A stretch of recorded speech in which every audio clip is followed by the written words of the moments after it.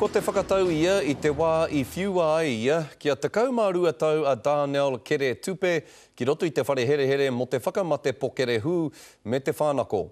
Hio I te āhua nei e kore e eke ki tērā. Hei te rā hina e tū mai nei ka tangohia ngā meka meka, kia puta mai ai ia ki te kāinga o tōna matua noho ai. No te taurua mano mātahi I tū wai a Darnell Tupe ki mua I te aroaro o te kōti teitei. The opportunities will be provided to you. Whether you take them is entirely up to you. I urge you to do so. He whakakohu ki I timata mai mo Tupe I tana aru ki roto I te motaka kawe ia William Bell ki te whare hoia o Panmure. I reira ka patua e William Bell, a William Absalom, Wayne Johnson me Mary Hobson. He gave me no reason why he went. You know, he just went. Ko te tikanga ka noho a Tupe ki roto I te whare here here mo te tekau mārua tau. To me, he was just a small fish, you know, even though he was had up for manslaughter.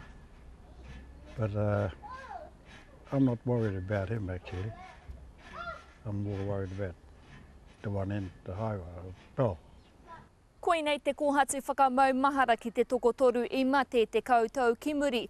Engari e ngau kino nei te mamai I ngā whānau, ka hore anō hoki rātou kia whai kāpene heihana mai ngā mahi a William Bell I te wā iaia e here ana ki ngā ture pērā. I don't know why they can't just have it there and say yay or nay.